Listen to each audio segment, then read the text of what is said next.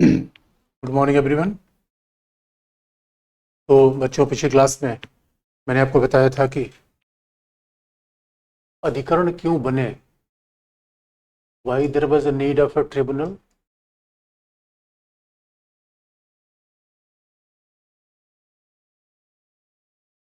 अधिकरण बने क्यों? अगर इस बात को देखोगे तो कारण यही है कि हमारे यहाँ परंपरागत न्यायपालिका के सामने मामले लंबित हुए। यानी जो उच्चतम न्यायालय है, उच्च न्यायालय है, डिस्ट्रिक्ट कोर्ट है, इसमें एक जैसी समस्याएं हैं। प्रॉब्लम क्या है? प्रॉब्लम क्या है कि लंबित मामले, यानी लगभग 4.5 करोड़ से ज़्यादा मामले न्यायालय के सामने लंबित हैं। यानी एक कहावत है, justice delayed is justice denied.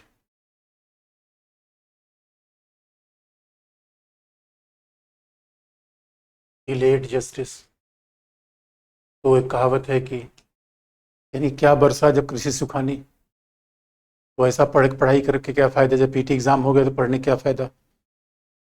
इसीलिए लंबित मामले हैं। दूसरा, पैसे का व्यय बहुत ज़्यादा है, ह्यूज एक्सपेंडिचर, पैसे के खर्च हैं तो आम आदमी की बस की बात नहीं है। It is a very much expensive. कि हाँ, आम आदमी तो अपने पढ़ाई लिखाई के, वो शादी विवाह के खर्चे निकाल नहीं पा रहा है, वो कोर्ट में कहाँ जाएगा। उसके बाद है, प्रक्रिया बहुत जटिल है, प्रोसीजर इज़ वेरी कॉम्प्लेक्स। और प्रक्रिया जटिल है, इसीलिए टाइम टेकिंग है। इसीलिए टाइम टेकिंग है। इसीलिए बच्चों, कई बार ऐसा लगता है कि डेमोक्रेसी में पढ़ के बड़ा दिल टूट जाता है, क्योंकि सांसद हमारी बात सुनते नहीं, डीएम साहब हमें सुनने को तैयार नहीं है। और न्यायपालिका जाओ तो वो समस्या है कि न्याय मिलता नहीं। इसी कारण ट्रिब्यूनल बना था। तो ट्रिब्यूनल लाया क्यों गया? क्योंकि स्पेशलिस्ट मामलों को सुनने के लिए और मामलों को त्वरित रूप में हल करने के लिए एक हमने सिस्टम अलग बनाया। तो ट्रिब्यूनल के बारे में पिछली बार मैंने बता दिया था, लेकिन अधिकरण की फिर प्रॉब्लम क्या है, समस्याएं क्या हैं इस पे, अधिकरण के चैलेंजेस क्या हैं, what are the problems, challenges for the tribunals. तो अब देखो, चैलेंज क्या है? ये सेपरेशन ऑफ पावर के खिलाफ है, ये शक्ति पृथक्करण के विरुद्ध है। It is against the separation of power.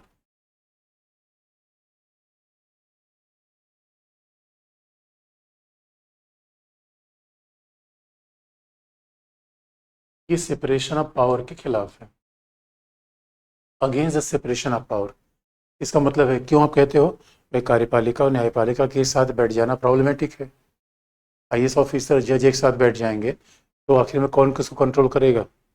जज अलग करना चाहिए, कार्यपालिका अलग काम करना चाहिए।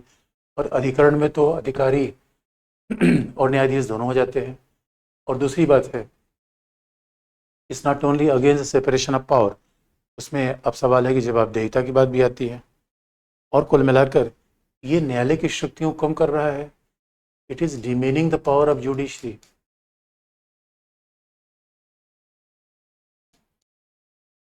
न्यायालय की शक्तियों को कम कर रहा है। इट इज रिड्यूसिंग और minimising the power of judiciary. क्योंकि अब सवाल है, minimising the power of judiciary, क्योंकि हो क्या रहा है, क्योंकि सारे झगड़ों को हल करने के लिए हम ट्रिब्यूनल बनाते चले जा रहे हैं। सारे झगड़ों को हल करने के लिए हम ट्रिब्यूनल बनाते चले जा रहे हैं। और ट्रिब्यूनल की इंडिपेंडेंस न्यायपालिका जैसी नहीं है। देखो बच्चों, न्यायपालिका के वेतन भत्ते भारत के संचित पे भारित होते हैं, ये ट्रिब्यूनल के लिए नहीं है। उनको हटाने का सिस्टम, उनको हटाने से पार्लियामेंट हटाती है, ऐसा ट्रिब्यूनल के लिए नहीं है। उनका अपॉइंटमेंट कोलिजियम से होता है, ऐसा ट्रिब्यूनल से नहीं है। तो ट्रिब्यूनल को हम पावर दे रहे हैं, और ट्रिब्यूनल, और आप देखोगे ट्रिब्यूनल कुल मिला के सपोर्ट से काम करता है, इंडियन से काम नहीं करता। मामला हम शिफ्ट कर रहे हैं ट्रिब्यूनल को, ट्रिब्यूनल को आज़ादी नहीं, कोर्ट को है। ये कई बार उसकी क्रिटिसिज्म करते हैं कि जो ट्रिब्यूनल कोर्ट है वो प्रॉब्लमेटिक है, पालिका का आज़ादी खत्म करेगी। लेकिन दोस्तों, देखो, हम निष्कर्ष की बात जब करते हैं तो एक बात मैंने बार बार रिपीट किया है, जीवन में बेस्ट ऑप्शन मिल जाए जरूरी नहीं है। सोचते हैं परफेक्ट ऑप्शन मिल जाए, बेस्ट ऑप्शन मिल जाए जरूरी नहीं है, इसलिए हम एक दूसरा ऑप्शन लिखते हैं। कम खराब क्या ऑप्शन है? सच मानो, आवाज़ की दुनिया, फैशन में म्यूजिक का भी रिमिक्सिंग हो रहा है। इसलिए आज की दुनिया में ऑप्शन क्या है, अगर विकल्प देखा जाए कि उपयोगिता क्यों हो, why it's very much utilitarian, ये उपयोगी क्यों है? क्योंकि बच्चों इस बात को आप मानोगे कि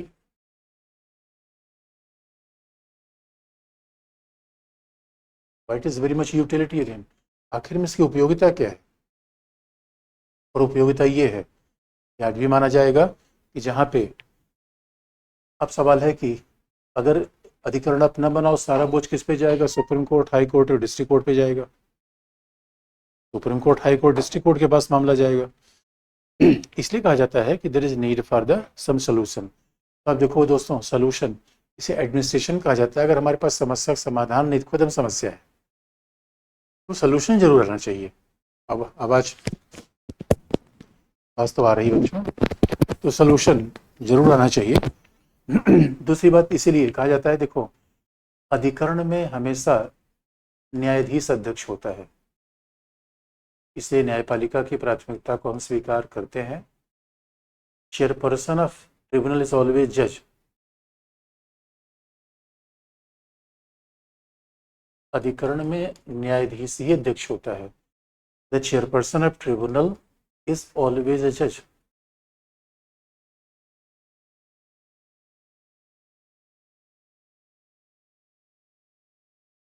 तो ये बात तो स्पष्ट हो गई कि जज ही इसका चेयरपर्सन होता है, यानी जो एडमिनिस्ट्रेटिव मेंबर होगा वो मेंबर होगा, चेयरपर्सन नहीं होगा।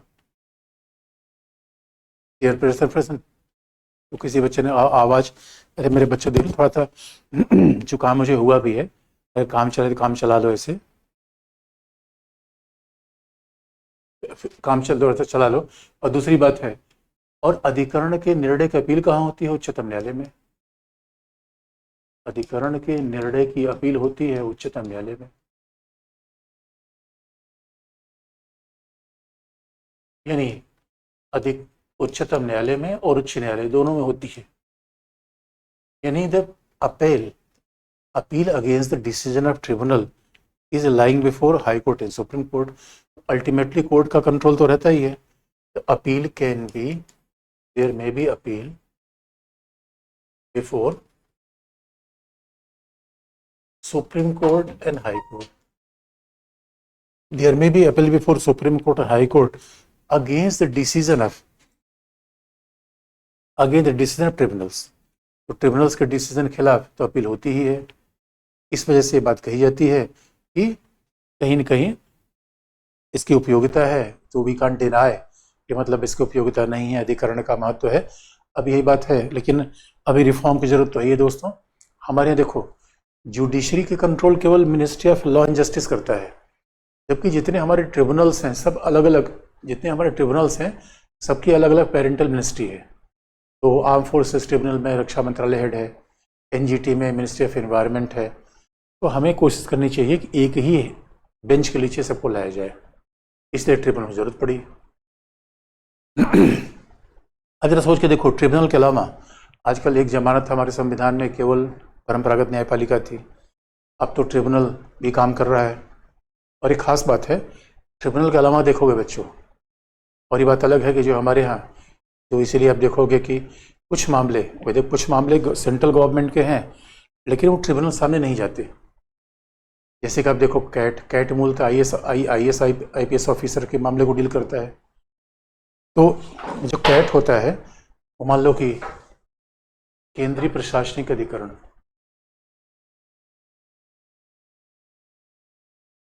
जो केंद्रीय प्रशासनिक अधिकरण होता है वो क्या मामला देखता है? कैट। तो और राज्यों के लिए सेट है, तो मान लो कोई आईएएस है, इसका स्थानांतरण हो गया, आईपीएस है, इसके प्रोन्नति में कोई प्रॉब्लम आई है, इनसे झगड़े के मामलों को कैट देखता है। इसका मतलब है central services, all India services के। लेकिन हिंदुस्तान में कई ऐसी सेंट्रल सर्विसेज हैं, कई ऐसी केंद्रीय सेवाएं हैं जिनके मामलों को कैट नहीं देखता है, वो सेंट्रल सर्विसेज। तो हमारे यहाँ सेंट्रल सर्विस में कोई विवाद आ जाए विवाद का मतलब है किसी को, दोस्तों विवाद ऐसा नहीं पार्टनर के बीच होता है, सरकार के साथ भी होता है। भाई जितना बड़ा आदमी उतने बड़े विवाद। तो अब विवाद होगा सरकार के साथ, सरकार कहेगी भाई प्रमोशन हमने कर दिया, हमने कहा ठीक नहीं है। और किसी बच्चे ने पूछा है अधिकरण में कितने सदस्य होते हैं? अरे बच्चों, अधिकरण की संख्या निश्चित नहीं है, अधिकरण अलग अलग होते हैं, मेंबर अलग अलग होते हैं, एनजीटी में अलग हैं, कैट में अलग हैं, वो डिपेंड करता है कौन सा अधिकरण है। तो अधिकरण के एक एक मेंबर को आप याद नहीं रख सकते क्योंकि हमारे 50 से ज़्यादा अधिकरण है। लेकिन कुछ ऐसे केंद्रीय सेवाएं जिन क्यों अधिकरण के मामले में अपने भाई IAS IPS के मामले अधिकरण में जाएंगे, इसके मामले नहीं जाएंगे, आर्म फोर्सेस के, सेना के अधिकारियों के मामले नहीं जाएंगे। और आप जानते हैं क्यों? डिसिप्लिन के कारण। जो मेंबर ऑफ आर्म फोर्सेस के लोग होते हैं उनके जो सर्विस डिस्प्यूट होते हैं वो अधिकरण के सामने नहीं जाएंगे, ये एक्सेप्शन है जो आर्टिकल 323A में लिखा गया है। और दूसरी बात है, और कौन नहीं जाएगा सेम इसके सामने? लोकसभा राज्यसभा सचिवालय कर्मचारी, लोकसभा राज्यसभा सचिवालय के कर्मचारी,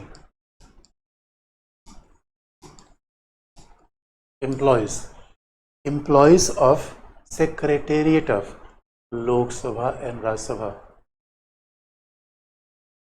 employees of the secretariat of Rajya Sabha and Lok Sabha. तो इनके भी, और क्यों नहीं जाते? क्योंकि लोकसभा राज्यसभा को अपना विशेषाधिकार है। ये स्पीकर, चेयरपर्सन और राज्यसभा के सभापति के अंतर्गत आते हैं। और ये भी आप देखो, तीसरी बात है उच्चतम न्यायालय के पदाधिकारी, उच्चतम न्यायालय और उच्च न्यायालय के पदाधिकारी। तो officers of supreme court and high court, तो officers of supreme court and high court even are personals. Officer का मतलब रजिस्ट्रार, जो रजिस्ट्रार होगा सुप्रीम कोर्ट हाई कोर्ट का, वो भी अपने मामले को लेकर कैट में नहीं जाएगा, जबकि कैट क्या हल करती है? सेंट्रल सर्विसेज को हल करती है।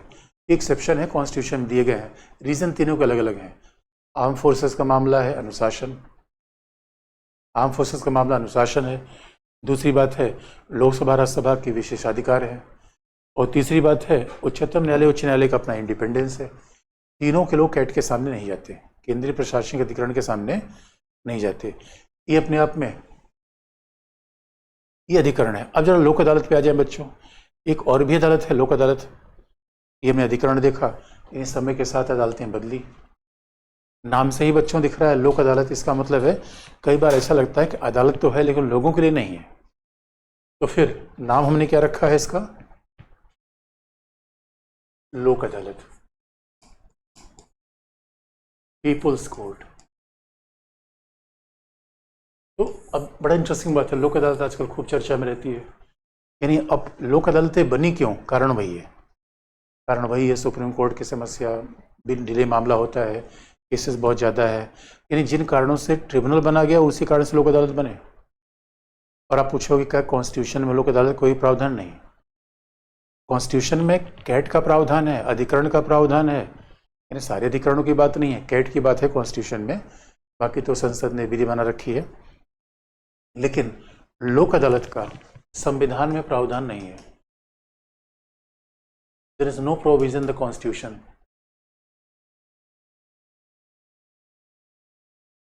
लोक अदालत का विचार संविधान में नहीं है।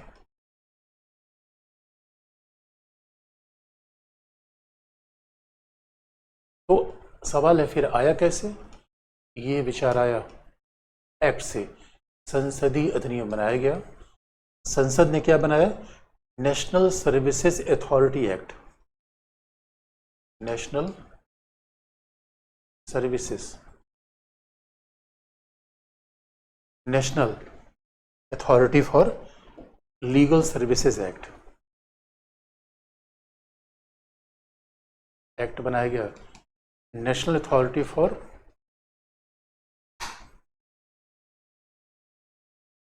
लीगल सर्विसेज एक्ट, उल्फ और नालसा। यानी राष्ट्रीय अधिकारिता, राष्ट्रीय सेवा अधिकारिता, राष्ट्रीय वैधानिक सेवा अधिकारिता अधिनियम, राष्ट्रीय वैधानिक सेवा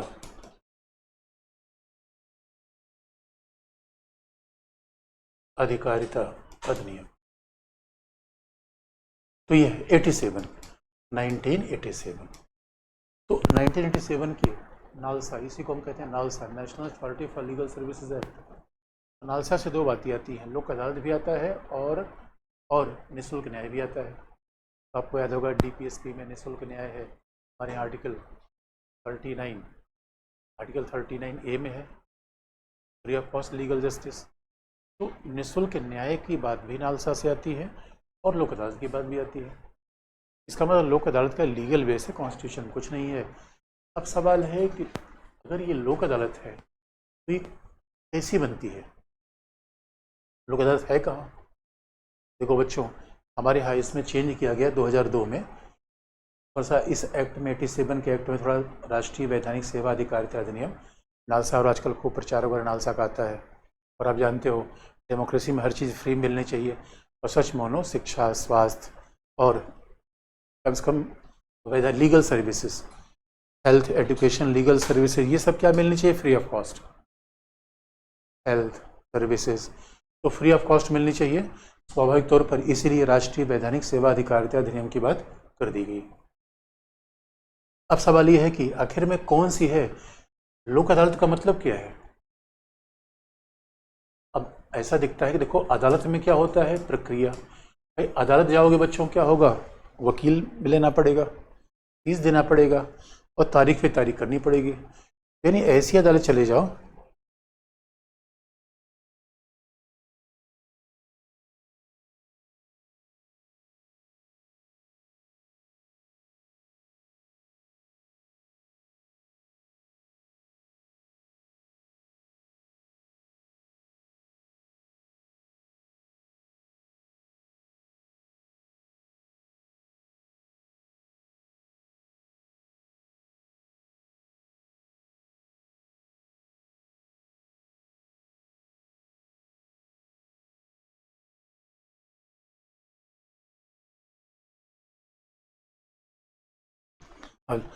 बच्चों, ऐसी अदालत जाओ जहां पे कि मतलब न वकील की जरूरत पड़े, न पैसे की जरूरत पड़े और न ही बहुत टाइम टेकिंग हो, तब यही लोक अदालत हो जाता है। इसलिए सच मानो जिसे हम लोक अदालत कहते हैं वो क्या है? उच्चतम न्यायालय ही लोक अदालत हो सकती है, सुप्रीम कोर्ट। उच्च न्यायालय ही लोक अदालत हो सकती है, हाई कोर्ट। जनपद न्यायालय ही लोक अदालत हो सकती है, डिस्ट्रिक्ट कोर्ट।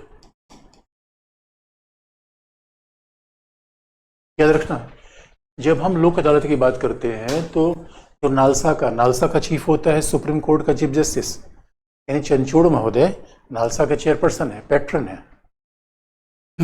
इसका मतलब है आप कहोगे सर ये कौन सी बात है?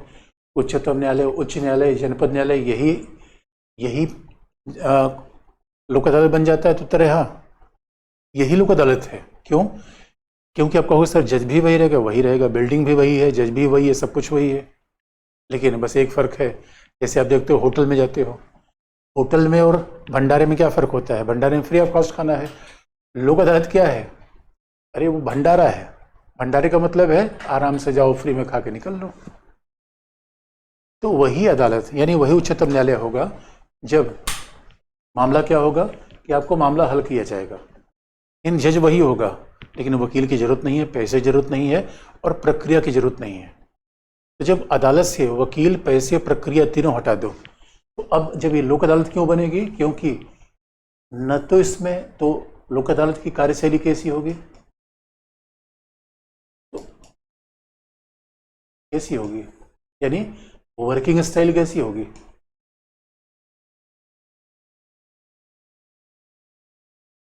यानी वकील की आवश्यकता नहीं है, there is no need of advocate. और याद रखना हमारे यहाँ वकालत होती है एडवोकेट एक्ट 1961 से, तो no need of advocate.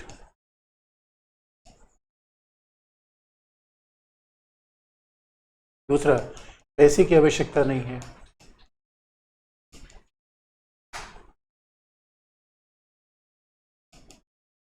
No need of money,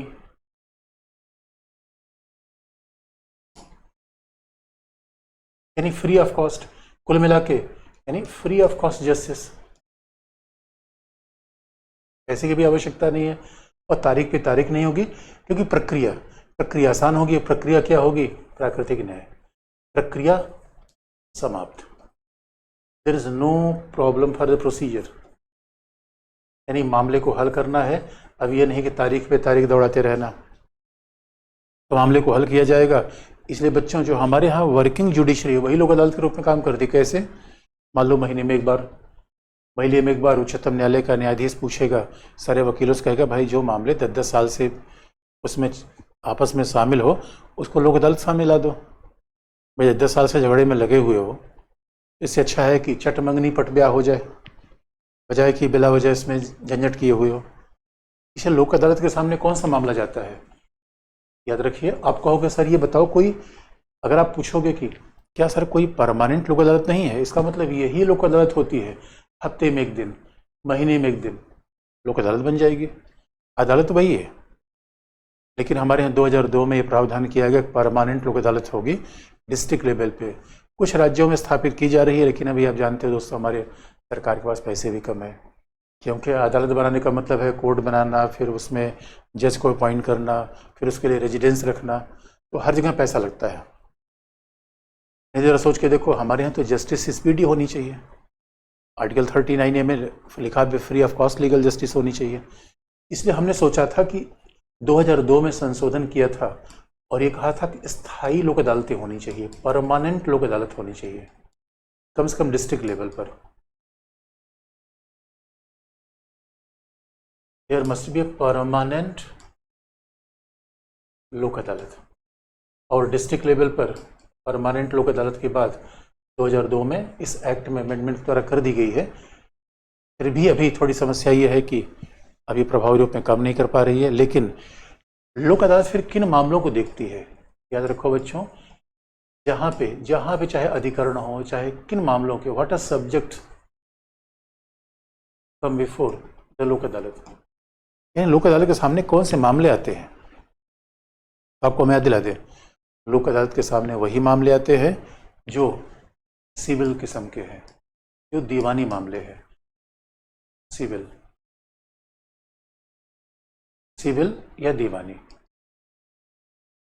इसका मतलब बच्चों, सिविल है, दीवानी, इसका मतलब है कहीं, अब लोक अदालत का मामला क्या है, कहीं वाहन का चालान का मामला हो गया, यानी लोक अदालत का मामला क्या है, मान लो कहीं मीटर बिजली का बिल हो गया, पानी का बिल हो गया, कुछ ऐसे, या दो लोगों के बीच में घर का कोई डिस्प्यूट चल रहा है, यानी कोई प्रॉपर्टी का डिस्प्यूट है, आपसी दो व्यक्तियों के बीच झगड़ा है। यानी बात ध्यान सुनने की है, क्रिमिनल मामले लोक अदालत में नहीं आ सकते, क्योंकि लोक अदालत के निर्णय के खिलाफ अपील नहीं होती। There is no provision for appeal. Lok Adalat के निर्णय के खिलाफ कोई अपील नहीं होती। क्यों अपील नहीं होती? क्योंकि मामला सेटल करने पर बल है। No appeal is permissible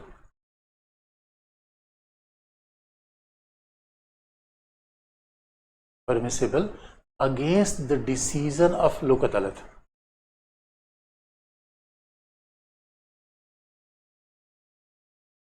against decision of Lok Adalat, no appeal is permissible against decision of Lok Adalat. ये बात बड़ी ध्यान देने की है कि लोक अदालत के खिलाफ आप कोई अपील कर ही नहीं सकते, क्योंकि मामला क्या है, मामला सेटल करने पर बल है। और इसलिए कहा भी जाता है, लोक अदालत में कोई मामला आता है तो आपसी कंसेंट से, अब सुप्रीम कोर्ट के सामने मामला है तो न्यायाधीश पूछ लेता है कि भाई आप क्या लोक अदालत के सामने मामला हल करोगे? तो लोक पक्ष में जो शामिल होते हैं वो कहते हैं हाँ हम हल करेंगे, तो लेके जाकर मामला हल हो जाता है।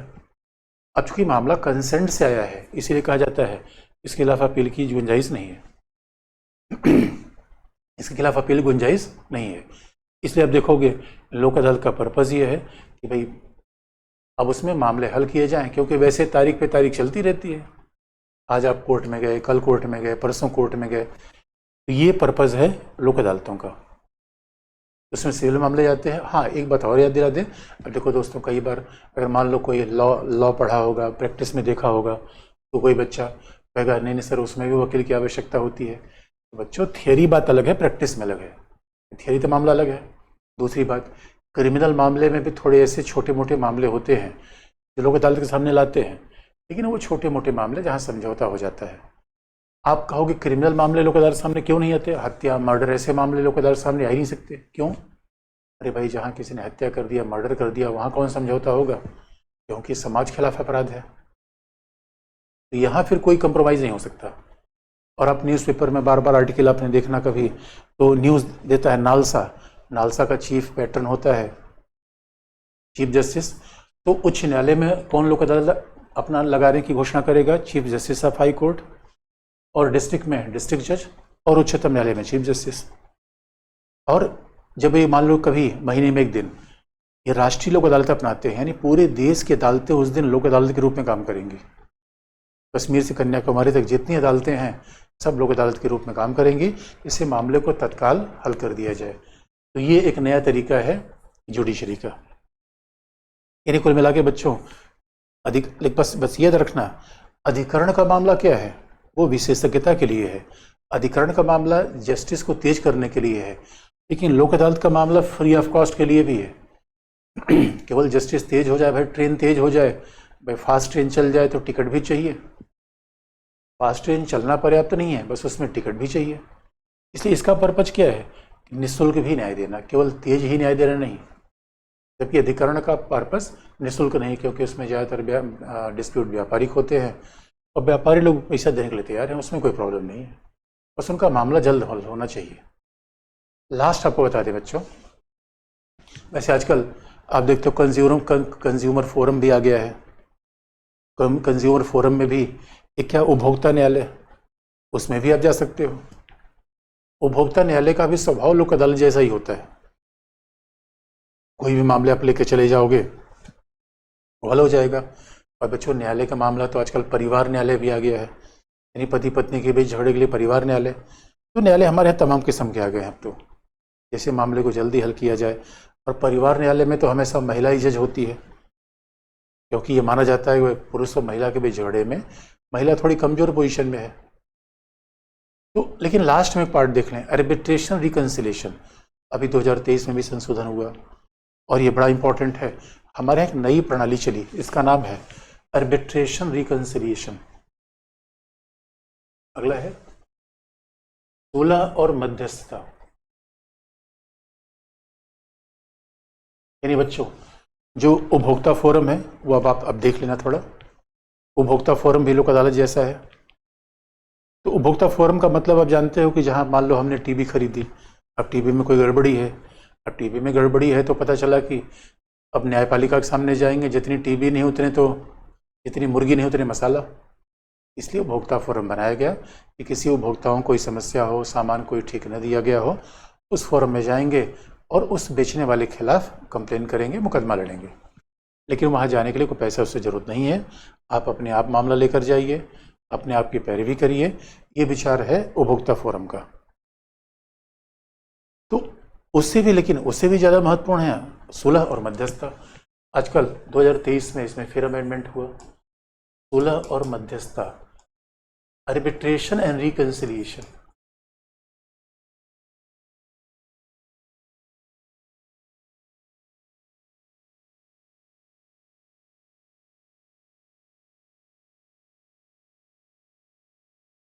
जो आर्बिट्रेशन एंड रिकंसिलिएशन, सुलह और मध्यस्थता, ये विचार आया कहाँ से? आप देखोगे 1996 से। 1996 में पहली बार पार्लियामेंट्री एक्ट बना, संसदीय अधिनियम बना।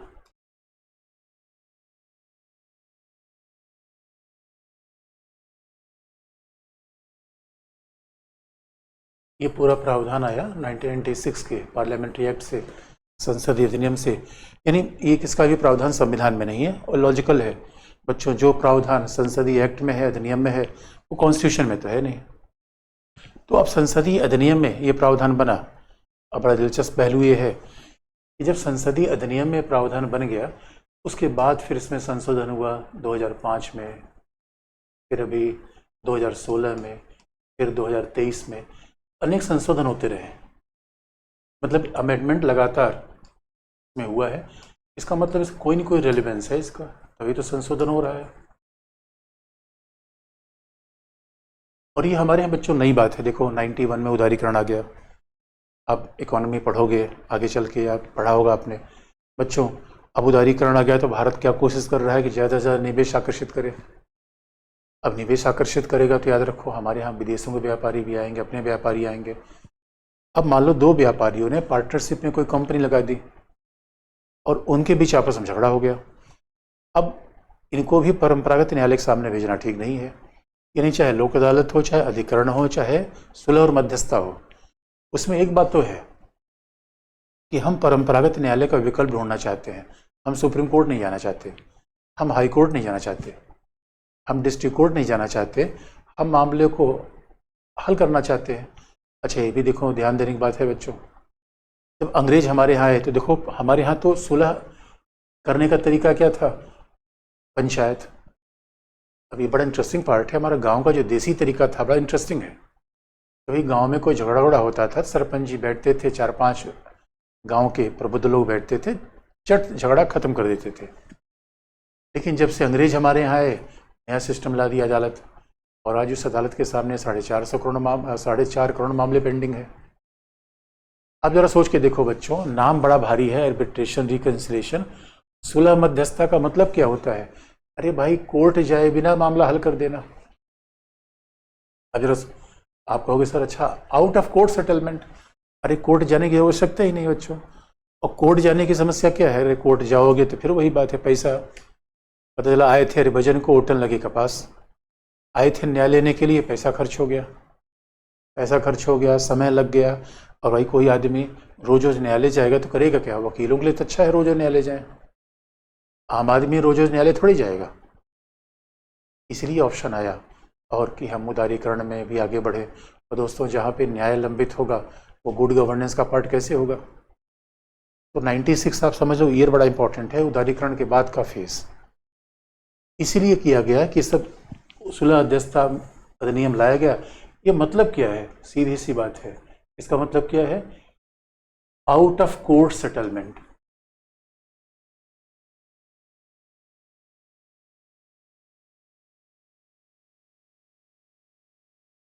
आउट ऑफ कोर्ट सेटलमेंट यानी न्यायालय के बाहर विवाद को हल कर लेना, यही तो सुलह मध्यस्थता है। न्यायालय के बाहर विवाद को हल कर लेना।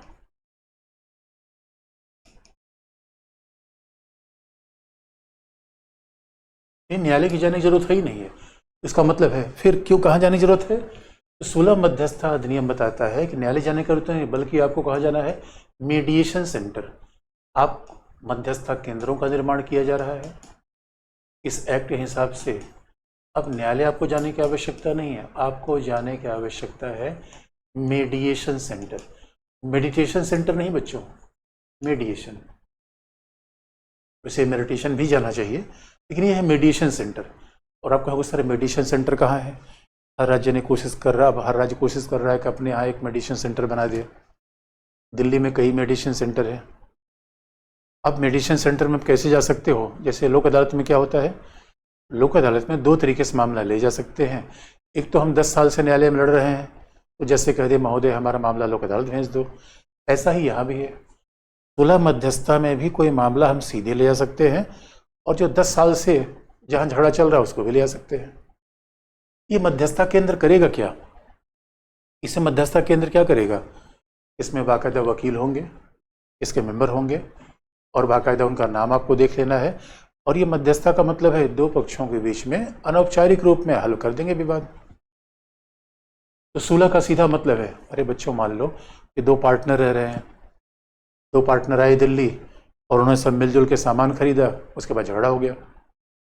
तो झगड़ा हो गया तो क्या करें? वो एक आर्बिट्रेटर अपॉइंट कर दें, अपना दोस्त को ही बना दे। भाई दोस्त क्या कर देगा? आके झगड़ा हल कर देगा। या आप कहोगे ना ना सर हम न्यायपालिका जाएंगे, तो पता चला जितने का गैस सिलेंडर नहीं, मेज कुर्सी नहीं, उतना पैसा तो आपने न्यायपालिका में दे दिया। इसीलिए आप याद रखना मध्यस्थता केंद्र क्या है? सुलह। सुलह नाम ही है, यानी आर्बिट्रेशन, रिकंसिलिएशन, यानी सीधा आपसे सुलह सपाटा किया जाएगा, आपके सामने विकल्प दिया जाएगा कि चलो भाई झगड़ा हल कर लो, आप ऐसा है पार्टनर को मेज कुर्सी दे दो और उससे बाल्टी ले लो। वो इस बात के लिए क्या झगड़ा करना। यही आजकल मेडिटेशन सेंटर का काम है। और बच्चों इसमें होता क्या है, लगभग 180 दिनों में आपके विवाद हल हो जाते हैं। 180 दिनों में विवाद को हल कर दिया जाता है। It means it takes maximum 180 days. इसका मतलब समयबद्ध रूप में विवाद को हल करते हैं और गोपनीयता भी बना के रखते हैं, क्योंकि जहाँ जो व्यापारिक समूह होंगे, व्यापारिक समूहों का विवाद अगर बाहर आ जाएगा तो उनका शेयर गिर जाएगा। रेडियो पे खबर तो मुकेश अंबानी और अनिल अंबानी के बीच अगर कोई डिस्प्यूट हो जाए वो बाहर नहीं आएगा। तो इस मामले को बाकायदा गोपनीय भी रखा जाएगा, सीक्रेट भी रखा जाएगा। नहीं, ये बात हल्ला नहीं मचाएगी कि इसका विवाद आ गया है। और याद रखना, मध्यस्थता केंद्रों पे या इस अधिनियम के हिसाब से कौन से मामले लाए जा पाएंगे, सिविल या व्यापारिक, क्रिमिनल नहीं। याद रखना, जितना भी ऑल्टरनेटिव जुडिशियल मैकेनिज्म है वो सब सिविल मामलों को हल करने के लिए, क्रिमिनल मामलों को हल करने के लिए नहीं है। तो आप पूछोगे सर क्रिमिनल मामलों को जल्दी हल करना है तो क्या करें, फास्ट ट्रैक कोर्ट। बच्चों ध्यान सुनने की जरूरत है। क्रिमिनल मामले को हल करने का एक ही तरीका है, वो क्या है, फास्ट ट्रैक कोर्ट। बाकी कोई मामला नहीं है। तो फास्ट ट्रैक कोर्ट से क्रिमिनल मामले को आप जल्दी हल कर सकते हो। उसमें क्या होगा, गोपनीय रखा जाएगा और यहाँ पे भी सिविल मामले लाए जाएंगे। और अभी तो आप देखोगे भारत में आर्बिट्रेशन काउंसिल बन गई है, जैसे मेडिकल काउंसिल ऑफ इंडिया है। आर्बिट्रेशन काउंसिल है जो जज से मिलकर बनती है। इसका प्रयास क्या है, क्योंकि दोस्तों देखो, जैसे हमारे यहाँ बार काउंसिल ऑफ इंडिया का प्रयास क्या है कि भारत में ज़्यादा से ज़्यादा मेडिटेशन सेंटर खुलवाया जाए। यानी आर्बिट्रेशन बना इसलिए है, जैसे आप देखोगे अंतर्राष्ट्रीय विवादों के लिए सिंगापुर बहुत फेमस है। अगर दो कंपनी के बीच कोई डिस्प्यूट होता है, सिंगापुर जाके वो हल कर लेगा। अब सोचो, भारत इतना बड़ा व्यापारिक केंद्र बन रहा है, भारत इतना बड़ा व्यापारिक केंद्र बन रहा है, तो हमारे मामले खुद हल होने चाहिए, हम दूसरे के पास क्यों जाएं। इसलिए हम आर्बिट्रेशन काउंसिल ऑफ इंडिया भी बना रहे हैं। आज की डेट में हमारे पास आर्बिट्रेशन काउंसिल ऑफ इंडिया भी है। तो जो देखो, आर्बिट्रेशन काउंसिल क्या करती है, झगड़ा हल नहीं करती। आर्बिट्रेशन काउंसिल ये पॉलिसी बनाएगी, नियम बनाएगी, आर्बिट्रेशन केंद्र कैसे ज़्यादा स्थापित हों, उनके लिए अच्छे काम करे, कैसे करें। तो ये क्या है, आजकल हमारे यहाँ क्या बन गया है, मध्यस्थता परिषद, आर्बिट्रेशन काउंसिल बन गया है, जिसका अध्यक्ष जज होता है। इसका काम क्या है, कैसे मध्यस्थता को बेहतर बनाया जाए। इसका काम झगड़ा हल करना नहीं है, झगड़ा हल करने वाला काम तो इधर होगा, मध्यस्थ केंद्र में होगा। एक एक्सपर्ट बॉडी के रूप में काम करेगी। जैसे यूजीसी क्या है, यूजीसी पढ़ाती थोड़े है, यूजीसी ये देखती है कि किस तरीके से विश्वविद्यालय में शिक्षा के स्टैंडर्ड हों, किस तरीके से उनको पाठ्यक्रम हो, किस तरीके से उनको पढ़ाया जाए। ये काम क्या करता है मध्यस्थता परिषद, की बेहतर मध्यस्थता को बेहतर बनाया जाए, मध्यस्थता का पाठ्यक्रम और पढ़ाया जाए। It should be more efficient. और हमारे यहाँ इसका पाठ्यक्रम भी पढ़ाया जाए। ये अब टेक्स्ट बुक में आना चाहिए, सेंटर की स्थापना होनी चाहिए। It must be part of the syllabus.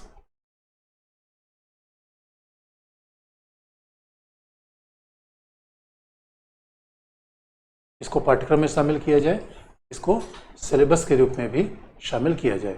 It must be part of the text book. ये काउंसिल काम है।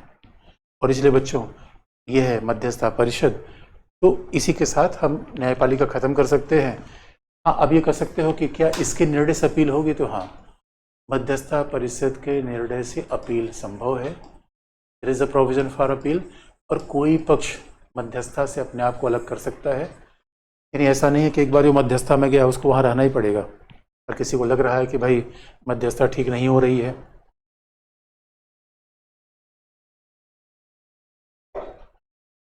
तो अपने आप को पीछे कर सकता है। कहेगा भैया हम मध्यस्थता में नहीं जाना है, हमें कोर्ट में जा सकता है। लेकिन अब हमने बता दिया कि जाने के फ़ायदे क्या है, क्या जाने के फ़ायदे हैं। इसलिए बच्चों, अब इसी के साथ हम न्यायपालिका ख़त्म कर सकते हैं। और हमारे यहाँ भोपाल में भोपाल में न्यायाधीशों की ट्रेनिंग का सेंटर है, जुडिशियल एकेडमी है, जैसे कि मसूरी में IAS ऑफिसर की ट्रेनिंग है।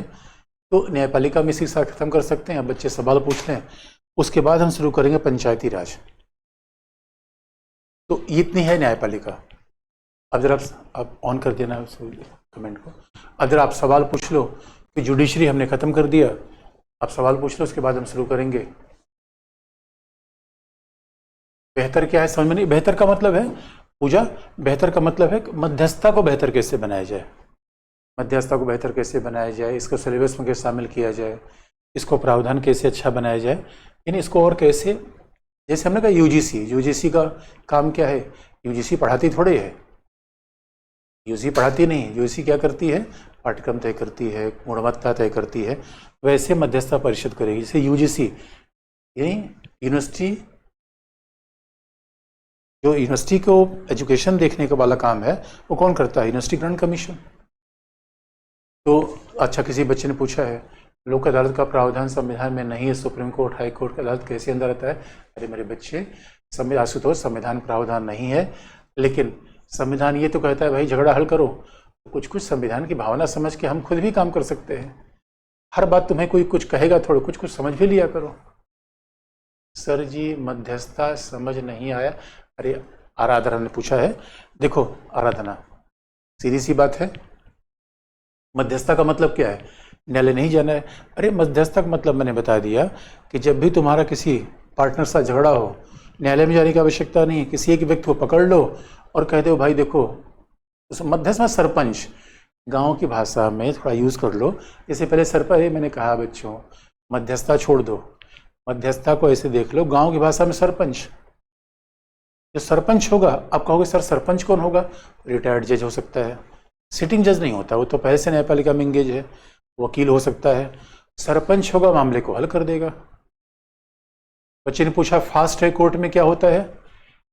अरे मेरे बच्चों, फास्ट ट्रैक कोर्ट का मतलब है उसमें केवल क्रिमिनल मामले जाते हैं, डिस्ट्रिक्ट कोर्ट ही है, लेकिन उसमें कोई स्थगन नहीं होता, रोज रोज की बेस पे सुनवाई होती है, इसीलिए उसे कहते हैं फास्ट ट्रैक कोर्ट। उसमें केवल क्रिमिनल मामला ही आता है। किसी बच्चे ने पूछा फौजदारी, अंकित ने, फौजदारी सिविल मामले में क्या अंतर है। अंकित, फौजदारी का मतलब है जो अपराध समाज के खिलाफ होता है, क्रिमिनल। जो व्यक्तियों के बीच झगड़ा है वो क्या है, सिविल। अब पति पत्नी के बीच झगड़ा हो गया, सिविल। और अगर तुमने किसी पड़ोसी को मार दिया लाठी से, क्रिमिनल, क्योंकि तुमने पड़ोसी को नहीं मारा, तुमने समाज की व्यवस्था पर हमला किया। राजीव ने पूछा नालसा क्या है। मेरे बच्चे राजीव, निःशुल्क न्याय देने के लिए और लोक अदालत की स्थापना के लिए बनाया गया, निःशुल्क न्याय देने के लिए और लोक अदालत की स्थापना के लिए बनाया गया संसद विधि को ही क्या कहते हैं, नालसा। निःशुल्क न्याय के लिए और लोक अदालतों की स्थापना के लिए क्या कहते हैं, क्या बनाया गया है, नालसा। यह है नालसा, राष्ट्रीय वैधानिक सेवा अधिकारिता अधिनियम। यानी आप समझ लो न्यायपालिका लंगर चला रखा है, तो फ्री ऑफ कॉस्ट न्याय हल करें। इसे अंक अखिल ने पूछा है मेडिएशन सेंटर का चेयरपर्सन कौन होता है। अरे अखिल, मेडिएशन चेयरपर्सन का सेंटर, ये जो मेडिएशन जो सेंटर होता है उसमें हेड नहीं होता। अरे भाई ये तो ये सरपंच का मतलब 5-6 वकील हो जाएंगे, रिटायर्ड जज हो जाएंगे, उनके नाम रहेंगे, टेलीफोन रहेंगे, आपको जिसको संपर्क करना है उसको संपर्क कर सकते हो। किसी राज ने पूछा लोक अदालत में केस कैसे फाइल कर सकते हैं। अरे लोक अदालत में लगती है बच्चे, कई जगह क्या संडे लोक अदालत लगती है। संडे सीधे अपने केस लेको जाओ, वकील की आवश्यकता नहीं है, पैसे की आवश्यकता नहीं है, और सीधे तुम्हारा केस फाइल हो जाएगा और मामला हल हो जाएगा। दूसरा ने पूछा है लोक अदालत कॉन्स्टिट्यूशन प्रोविजन नहीं है, विवाद हल करने वाले को कौन नियुक्त या चाहता। अरे मेरे बच्चों, अब देखो जब हमारा संविधान लिखा गया था तो भारत ऐसा थोड़ी था। जब संविधान लिखा गया था ऑनलाइन पढ़ाई नहीं होती थी, लकड़ी की पटरी पर पढ़ाई होती थी मेरे बच्चों। अरे जब समय बदलता है तो इसीलिए चीज़ों को बदला जाता है। तो अब ये मत सोचो कि 1950 में जो 50 में होगा आज भी होगा, ऐसा नहीं है। अनु ने पूछा है अपील क्या है। अरे मेरे अनु, मम्मी ने कोई झगड़ा हल कर दिया, तुम अगर संतुष्ट नहीं हो तो पापा के पास जाना क्या अपील है। एक नीचे के न्यायालय से ऊपर के नीचे न्यायालय में जाना अपील है। सुशीला ने पूछा सर जी डाइवोर्स में काउंसिल होते हैं किसे? डिवोर्स है।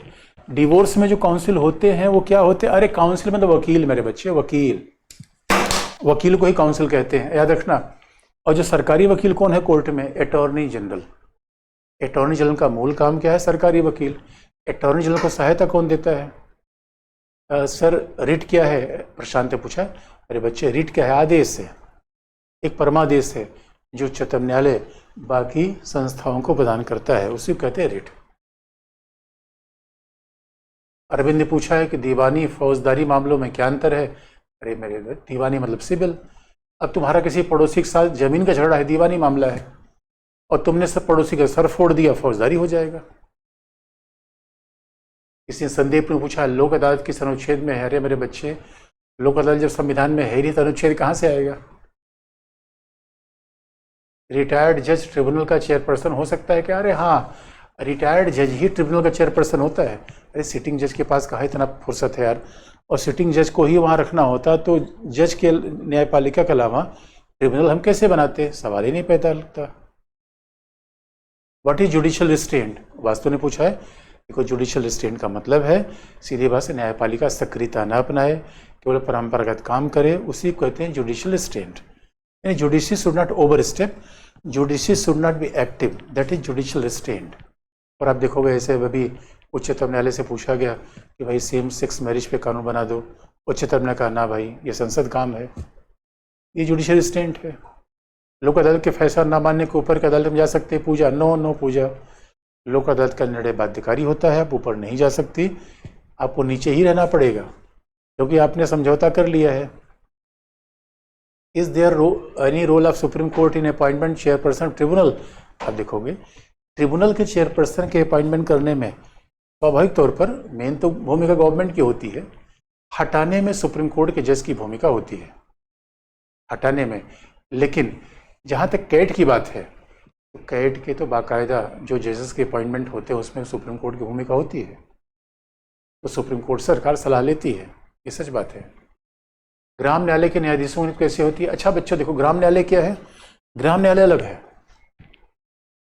देखो लोक अदालत अलग है, ग्राम न्यायालय कैसे बना? ये ग्राम जो न्यायालय है गांव का न्यायालय, ग्राम न्यायालय बना संसदीय अधिनियम 2008 से। जो विलेज कोर्ट है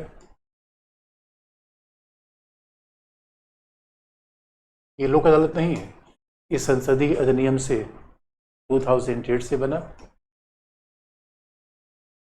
that is a came with parliamentary act in year 2008। और ग्राम न्यायालय क्या करता है? इसके मजिस्ट्रेट का अपॉइंटमेंट कौन करता है? High court. हाई कोर्ट बता देता ग्राम न्यायालय मजिस्ट्रेट कौन होगा, और हाई कोर्ट ही क्या होता है? Mobile court. ग्राम न्यायालय क्या होता है? Mobile court. यानी जैसे आजकल हर चीज़ मोबाइल हो गया है, कोर्ट भी आपके सामने आएगा गांव गांव। आप कहोगे सर कोई आया तो नहीं? अब आया नहीं तो क्योंकि भी स्थापित नहीं हो पाया, एक्ट बन गया है, फिर वही बात बच्चों पैसे वाली बात है। नहीं तो जरा सोच के देखो, जो 5th एडिशन लेना है बुक का, 5th एडिशन है, तो ये ग्राम न्यायालय क्या करता है? ग्राम न्यायालय सिविल और आपराधिक दोनों मामले देखता है, ये बड़ी इंटरेस्टिंग बात है। और बच्चों सिविल और आपराधिक मामले दोनों देखता है, लेकिन सिविल मामला ऐसा जहाँ डिबेट 20,000 रुपये से कम का हो,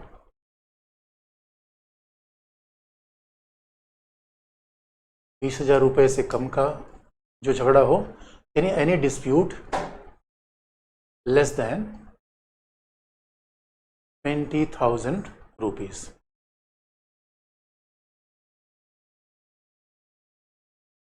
और यहाँ पे ऐसा जो कम का विवाद हो, और आपराधिक मामले में ऐसा झगड़ा इसमें 2 वर्ष से कम की सजा हो। Where imprisonment is a punishment is less than 2 year. वो क्रिमिनल मामले में where punishment is less than 2 year, तो जहाँ 2 वर्ष से कम की सजा हो वो है ग्राम न्यायालय। तो ग्राम न्यायालय क्या है? डिसेंट्रलाइजेशन है। ये क्या है? कि ग्राम न्यायालय क्या है मेरे बच्चों, ये है मोबाइल कोर्ट। मोबाइल कोर्ट कह लो कि दरवाजे दरवाजे जाएगी, और अभी आपने आप कहोगे सर दिखा तो नहीं, लेकिन दिखा नहीं, अब धीरे धीरे चीज़ें बनेंगी। किसने पूछा अस्थायी लोक अदालत क्या होती है? सर मेरे बच्चे, अस्थायी लोक अदालत डिस्ट्रिक्ट के लेवल पर होती है, और कुछ कुछ राज्यों ने बना रखी है। एक्ट देखो, वही तो बात है, पार्लियामेंट एक्ट तो बना देती है, लेकिन अब मामला हो नहीं पा रहा है, अभी व्यवहार में तो थोड़ा प्रॉब्लम है। MP MLA court, fast track court के निर्णय के विरुद्ध अपील की जा सकती है। हाँ मेरे बच्चों एकदम, अरे MP MLA की कोर्ट ही फास्ट ट्रैक कोर्ट है। MP MLA कोर्ट का मतलब वही डिस्ट्रिक्ट कोर्ट होगा, लेकिन जल्दी मामला हल करने के लिए उच्चतम न्यायालय ने आदेश दिया था 2017 में कि फास्ट ट्रैक कोर्ट बनाया जाए, तो अपील हमेशा होगी। फास्ट ट्रैक कोर्ट के खिलाफ अपील होती ही है। किसी बच्चे ने पूछा आपकी बुक की प्राइस इतना, अरे नहीं नहीं बच्चे, ऐसा नहीं है, बुक की प्राइस ऐसा नहीं बता रहा होगा, तुमने गलती से पूछ लिया है। 200-400 रुपये बुक की प्राइस होती है मेरे बच्चे। सर रूरल एरियाज में काम नहीं सर, क्वेश्चन प्रैक्टिस, हाँ क्वेश्चन ठीक है, क्वेश्चन भी मंगा देंगे। अब अगली बार क्वेश्चन, अब एक बार पंचायती राज खत्म करके सारे क्वेश्चन एक साथ कर देंगे, मेंस का PT का, तो एक बार सिलेबस खत्म कर दें, फिर क्वेश्चन आपको बता देंगे। किसी ने कहा अर्धन्यायिक अधिकार क्या है? अर्धन्यायिक अधिकार मेरे बच्चों, अर्धन्यायिक ट्रिब्यूनल कॉन्स्टिट्यूशन में है क्या? अरे ट्रिब्यूनल 1 कैट है, 323A 323B है। किसी बच्चे ने पूछा न्यायालय की अवमानना किसको मानते हैं? सत्येंद्र ने पूछा है। अब देखो, न्यायालय की अवमानना बता दे। अगर मान लो हमने किसी न्यायाधीश के खिलाफ पर्सनल कोई टिप्पणी कर दी, गाली कर दिया, और हमने देखो न्यायालय की अवमानना अभी आपको बता दें थोड़ा सा, कंटेम्प्ट ऑफ कोर्ट।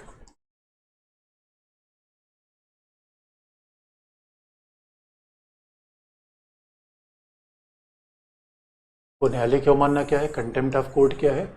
अब आप जानते हो कि हमारे यहाँ डेमोक्रेसी है, अब हर आदमी को बोलने की आज़ादी है। तो अगर किसी ने न्यायालय के कार्य में बाधा उत्पन्न की, किसी ने न्यायालय के जानबूझकर कार्य में बाधा उत्पन्न की, यानी if somebody is hindering the functioning of judiciary,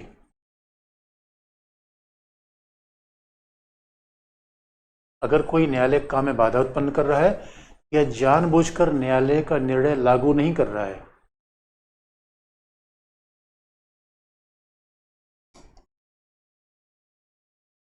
जानबूझकर न्यायालय का निर्णय लागू नहीं कर रहा है, तब इसे कहा जाए कंटेम्प्ट ऑफ कोर्ट। यानी somebody is refusing to implement,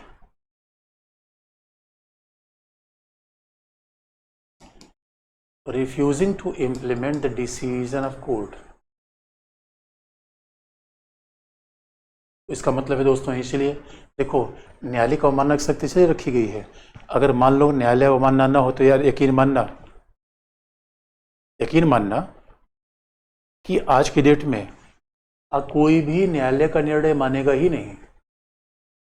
भाई IAS अधिकारी है, न्यायालय का निर्णय नहीं मानेंगे। न्यायालय का निर्णय क्यों मानेंगे? क्योंकि अगर उनको निर्णय नहीं माना तो याद रखना वो कंटेम्प्ट कर देगा।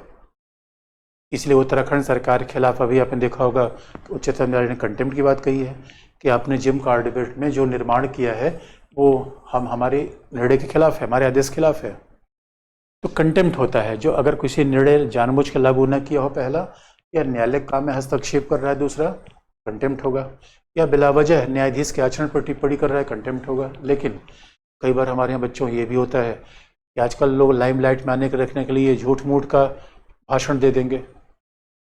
इसीलिए आजकल पूछा जाता है कि अगर, और कंटेम्प्ट की बात कहाँ कही गई है? आप कहोगे 1971 के एक्ट में ये प्रावधान कहाँ किया गया? पार्लियामेंट में 1971 का एक्ट बनाया है। लेकिन आप पूछोगे आजकल किसी खिलाफ अगर कंटेम्प्ट की कार्यवाही करनी है तो पहले अटॉर्नी जनरल की परमिशन ली जाती है। अटॉर्नी जनरल की परमिशन ली जाती है, क्यों? क्योंकि हमारे यहाँ क्या है, कई बार झूठ मूठ का भी कोई वक्तव्य दे दिया, अब हर आदमी के खिलाफ कंटेम्प्ट आप करोगे, कई लोग तो जेल जाने के लिए तैयार हैं क्योंकि वो लाइमलाइट में आना चाहते हैं। इसलिए अटॉर्नी जनरल की परमिशन होगी तभी ये मामला आगे बढ़ता है। तो कंटेम्प्ट, और कई लोग कहते हैं कंटेम्प्ट आज़ादी के खिलाफ है, डेमोक्रेसी के खिलाफ है, हम सब की आलोचना करते हैं। तो कंटेम्प्ट की बात क्यों नहीं कर सकते? तो मेरे बच्चों लेकिन देखो, न्यायपालिका अलग इंस्टीट्यूशन है। न्यायपालिका हमेशा डिसीजन देती है और हर पक्ष डिसीजन से खुश नहीं होगा। तो जो डिसीजन खुश नहीं होगा बिला वजह जुडिशरी की क्रिटिसिज्म करेगा। इसलिए ये कहना कि सरकार की आलोचना करना, न्यायपालिका की आलोचना करना अलग है बच्चों। भाई न्यायपालिका अंपायर है, अंपायर की क्रिटिसिज्म करने के बड़े पार्ट नहीं होते। हाँ, अंपायर में कभी कभी गलतियाँ आ सकती हैं। अब उस गलती को लेकर हमें पता चला हमारे यहाँ तो अधिकार दे दिया गया है, तो जब देखो हम इलेक्शन कमीशन गाली देते हैं, सीएजी को भ्रष्ट कह देते हैं।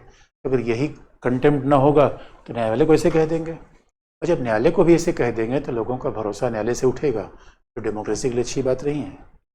इसी को कहते हैं कंटेम्प्ट। किसी में क्या लोग प्रसिद्ध होने के लिए जेल जाते हैं? हाँ मेरे बच्चों, ये भी है पुष्पा, समझ लो।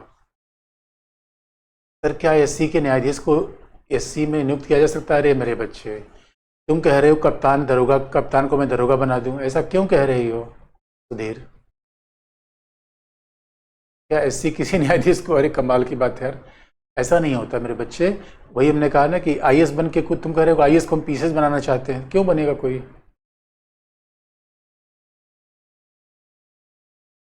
सर कंटेम्प्ट कोर्ट मार्शल में क्या डिफरेंस है? अरे मेरे बच्चों, कोर्ट मार्शल का मतलब क्या है? सेना के अधिकारियों के खिलाफ कोई कार्यवाही शुरू करना। और कंटेम्प्ट का मतलब है किसी के भी खिलाफ। सर जी कृषि से संबंधित विवाद का क्या लिखा?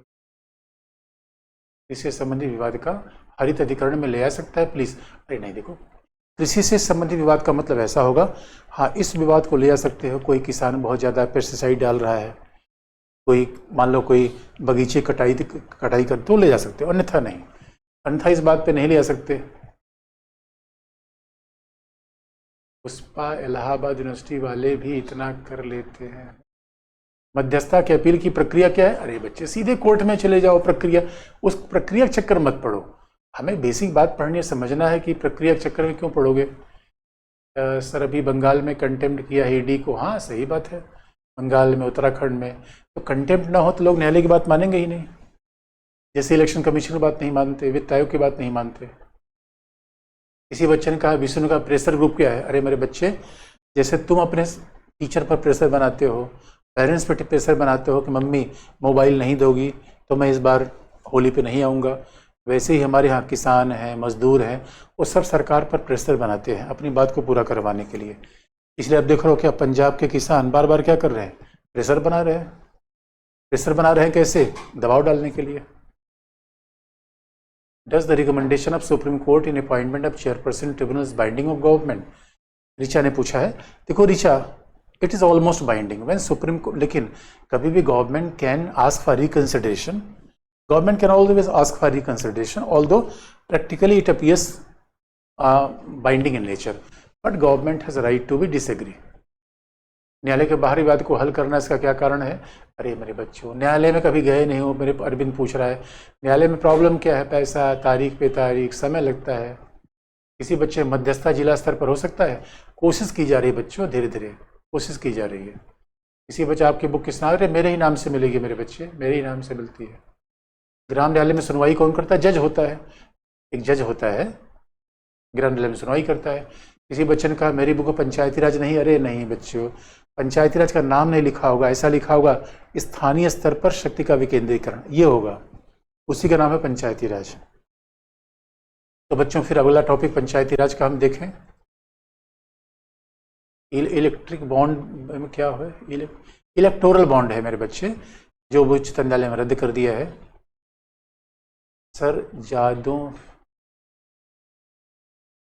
राष्ट्रपति शासन कब लागू होता है? अर्जुन ने पूछा है। अरे मेरे बच्चे अर्जुन, मैंने पहले तुमको बता रखा है, ये सब अर्जुन का निशाना बिल्कुल सही होना चाहिए। अर्जुन का निशाना आंख पे नहीं लग रहा है। और अरे 356 कब होगा? जब कोई राज्य संविधान के तंत्र के अनुसार संचालित न हो। सचिवालय में आज आग लग गई। अरे रुचि, तो सचिवालय में आग लग गई, तुम क्यों परेशान हो मेरे बच्चे? कारण निर्वात में निर्वाचन श्रम कानून किस प्रकार आयात निर्यात के अधिक संबंध में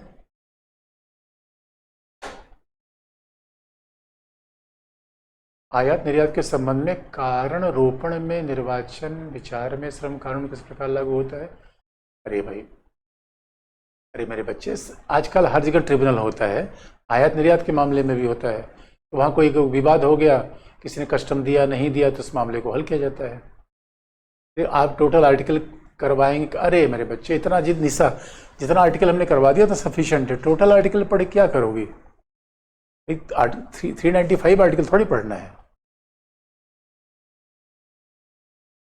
सर ट्रिब्यूनल में सभी पेंडिंग केस लिए जा सकते हैं या केवल कुछ स्पेशल केस? नहीं नहीं, देखो मेरे बच्चे, ट्रिब्यूनल पेंडिंग केस के लिए कब बनता है? ट्रिब्यूनल स्पेसिफिक मामले के लिए बनता है। लोक अदालत में पेंडिंग केस आते हैं, ट्रिब्यूनल तो स्पेसिफिक मामले के लिए है।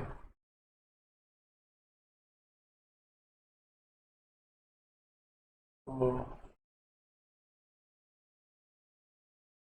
ईडी पार्शियलिटी करते, अरे मेरे बच्चों भी विवाद मत जाओ। तुम अब अभी अपने पढ़ाई लिखाई देखो। सर जी अगर लोक अदालत से संतुष्ट नहीं हो तो वापस कोर्ट जा सकते हैं। नो बच्चे, नो। रिकंसिलेशन में दीवानी मामले भी आता, हाँ केवल दीवानी मामले, याद रखना।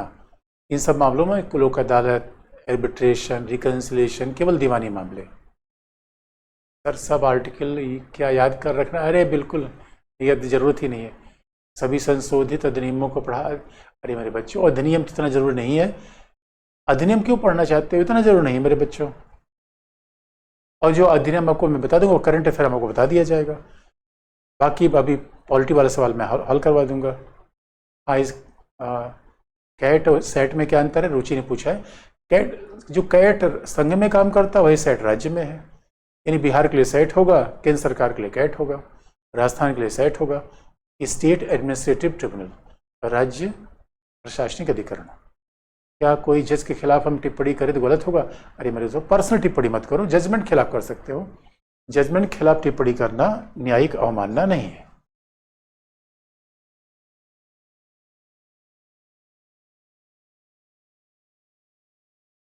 सर मेडिएशन सेंटर का हेड मेडिएशन काउंसिल होता है? नहीं नहीं, अरे मेडिएशन काउंसिल अलग है बच्चे, मेडिएशन सेंटर अलग है। मेडिएशन सेंटर है जहां वकील बैठते हैं, झगड़ा हल होता है। काउंसिल वो है जो पॉलिसी बनाता है, वो झगड़ा हल नहीं करता। कैबिनेट का सिक्योरिटी, हाँ पीटी का प्रश्न करवा देंगे आपको बच्चों।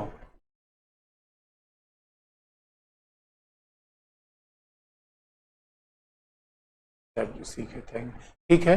फिर मेरे बच्चों अगली क्लास पंचायती राज पे होगी, और पंचायती राज के बाद फिर हमारा सिलेबस खत्म हो जाएगा पॉलिटी का। अब किसी भाई कोहिलो केस, अरे मेरे बच्चे, मैं आपको याद होगा मैंने, अच्छा नवीन सूची में बताया कि नहीं बताया पता नहीं, अब आप ही समझो।